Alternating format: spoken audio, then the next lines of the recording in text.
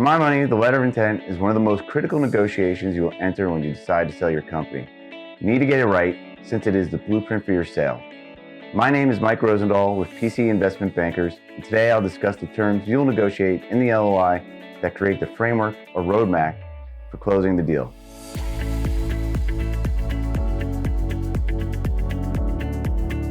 The letter of intent is the first document that is negotiated between the buyer and seller and outlines the key terms of the deal.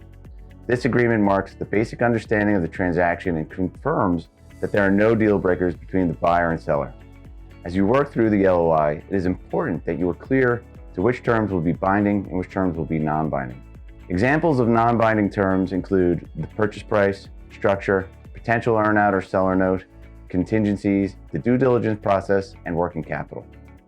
The purchase price is the enterprise value of the company and will include the cash component plus an earnout or seller note if they are part of the transaction. Structure describes whether or not the transaction is a stock or an asset deal, which will impact the taxes paid by the seller.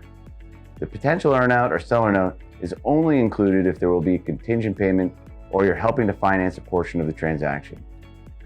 Contingencies are such things as, do we need a board or lender approval, conversations with certain employees or customers or suppliers that will need to take place prior to the close. The due diligence process will outline the specific parts of the business the buyer would like to review, who will be part of the process, and how long it should take. Working capital is a critical piece that makes sure that the seller operates the business in the normal course from the time you sign the letter of intent until closing.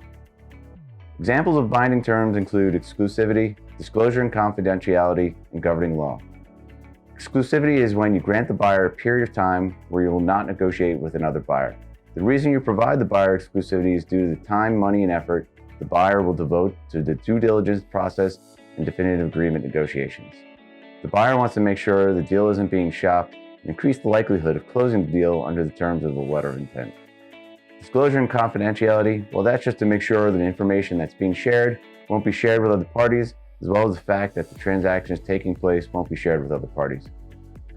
Governing law is a law that will govern the agreement, and in case there's an issue, you know where you'll be going to court and which laws will be overseeing the LOI.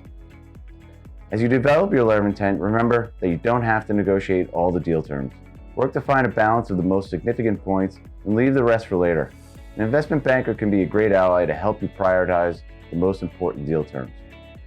Thanks for joining me today. If you like this video, please subscribe to our channel and you'll be notified whenever new content is posted.